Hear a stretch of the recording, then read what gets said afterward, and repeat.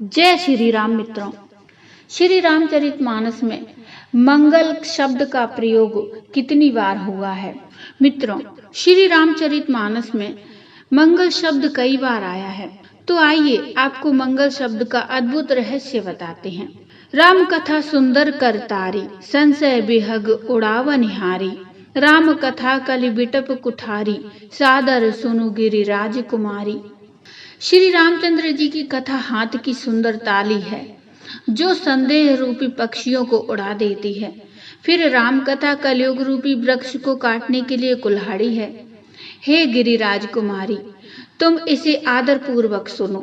भगवान शिव माता पार्वती से कहते हैं। महाकवि शिरोमणि गोस्वामी श्री तुलसीदास जी की अद्भुत दक्षता व काव्य प्रतिभा का वर्णन करने जा रहे हैं। हम तुलसी के उस ग्रंथ के विषय में शायद अधिक न जानते हों, न ही अधिक विस्तार व्याख्या कर सकते हैं। यदि इसकी कुछ बातों पर ध्यान दें तो शायद आपको भी यह महसूस होगा कि यह एक साधारण रचना नहीं है। श्री रामचरितमानस में प्रयुक्त एक शब्द मंगल, ये प्रत्येक अवस्था में मंगलमय स्थिति को दर्शाता है। किंतु कभी आपने सोचा है कि यह शब्द पूरी रामायण में कितनी बार प्रयोग हुआ है और कहाँ-कहाँ हुआ है? मंगल शब्द 177 बार प्रयोग हुआ है। 177 बार। बालकांड में 100, अयोध्या कांड में 67, अरण्य कांड में 0, किष्किंधा कांड में 1, सुंदर कांड में 3, लंका कांड में 0 और उत्तर कांड में 6 बार।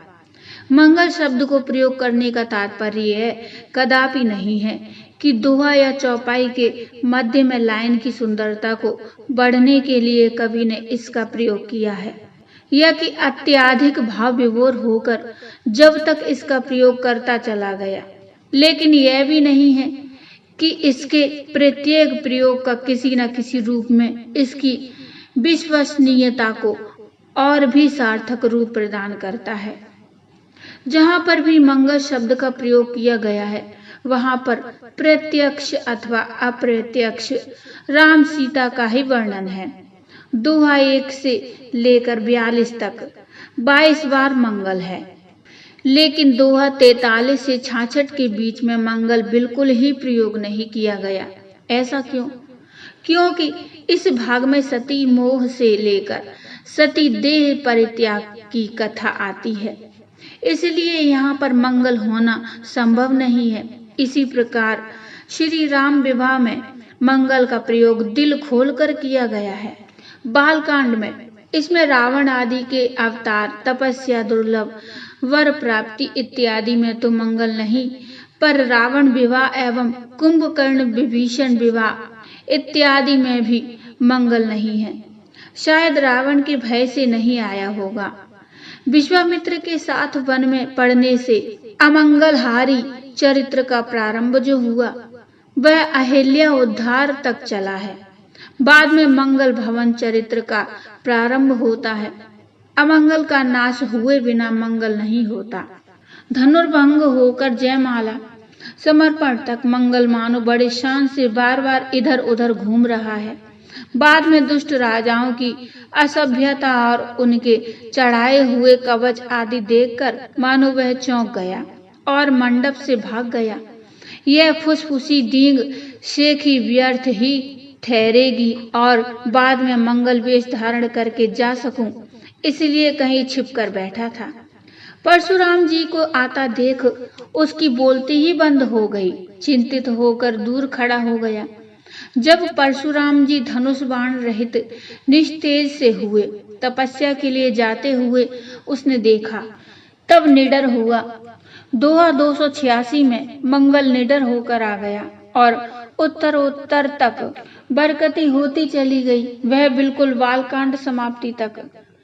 पहले 42 दोहों में 22 बार, 43 दोहा से 285 तक सिर्फ 15 बार ही मंगल है, लेकिन दोहा 286 से 369 तक 76 दोहा में 36 बार है। अचानक बहुत बरकत हुई या नहीं? अयोध्या कांड इसमें भी जब तक कैकेयी राम प्रेमी थी तब तक मंगल शब्द 18 बार प्रयोग किया गया। वनवास वार्ता फैलने तक 7 बार, राम चित्रकूट में निवास करने तक 8 बार, राम संदेश में 1 बार और पादुका लेकर वापस अयोध्या आने तक अयोध्या कांड समाप्ति तक 33 बार मंगल का प्रयोग किया गया। अरण्य कांड में मंगल का नाम भी नहीं है। इस कांड में मंगल शब्द क्यों नहीं है? जहाँ पर अमंगलकारी शूर्पणखा, खरदूषण आदि हजारों निशाचर जहाँ पर हों वहां पर मंगल होना संभव नहीं था। किष्किंधा कांड में इसमें सिर्फ 1 बार मंगल है, जैसा कि रावण सखा अमंगलकारी जीवित था। जब तक इस कांड में मंगल नहीं था, सुग्रीव का पूरा कल्याण हुआ और बाद में वन मंगल रूप बना, पर सीता शोध न लगने से रघुनाथ विरहातुर हुए हैं, इसलिए वह मंगलदायक नहीं हुआ। सुंदर कांड में इसमें 3 बार मंगल है। इस कांड में पूर्वार्ध का संबंध लंका से होने और सीता शोध समाचार रघुनाथ को न मिलने से पूर्वार्ध में मंगल नहीं है। दोहा 37 से रावण ने पूरे जीवन काल में 1 बार ही मंगल का उच्चारण किया। रघुवीर सेना सहित धरती पर उतरने का समाचार मंदोदरी को मिलने पर उसने जो प्रथम उपदेश दिया वह सुनने पर रावण उससे कहता है कि सभय स्वभाव नारी कर साचा, मंगल कहूँ भय मन अति कांचा। राम प्रभु मर्म के बाणों से मरण आने पर अपना मंगल ही होने वाला है, ऐसा विश्वास उसे हो गया, लेकिन मंदोदरी मर्म नहीं समझ सकी। सेतु बंधन की युक्ति दोहा 60 के अंत में ज्ञात हुई। तब रावण का वध होकर सीता प्राप्ति होकर जन मंगल होगा, यह निश्चित हुआ। इसलिए उपसंहार में 1 बार मंगल है। लंका कांड, इसमें मंगल अपवाद रूप में भी नहीं है। लंका अमंगलों का मजबूत स्थान होने से रावण वध से अमंगलकारी यह शुभ होने तक मंगल होना असंभव ही था। रावण वध होकर विभीषण राम भक्त लंकाधीश बना तो भी अमंगल की खानी शूर्पणखा और अन्य सब शूर्पणखा तहत अन्य राक्षसों की स्त्रियां जीवित थीं और युद्ध में जो भाग गए थे वह राक्षस भी थे। इसलिए बाद में मंगल नहीं और रघुनाथ को भरत भेंट की चिंता लगी थी, इसलिए भी मंगल नहीं। उत्तरकांड में इसमें 6 बार मंगल है और वह भी बहुत दबा हुआ। दशरथ जी का स्वर्गवास होने से तब रानियां विधवा हो गई थीं, इसलिए मंगल उत्सव करने के लिए उत्साह कहाँ था। दशरथ जी के अनुपस्थिति में माताओं का जो अमंगल हुआ था वह दूर करना नर चरित्र के लिए असंभव था, इसलिए अंत तक मंगल नहीं है। इसलिए महाकवि श्री गोस्वामी तुलसीदास जी की अद्भुत प्रतिभा की प्रशंसा करने को जी चाहता है। रामायण सुरतरु की छाया, दुख भय दूर निकट जो आया। राम कथा सुर धैनु सम, सेवत सम सुख दानी। सत समाज सुरलोक सब, को न सुने अस जानी। भावार्थ, श्री रामचंद्र जी की कथा कामधेनु के समान सेवा करने से सब सुखों को देने वाली है और सत्पुरुषों के समाज ही सब देवताओं के लोग हैं, ऐसा जानकर इसे कौन ना सुनेगा।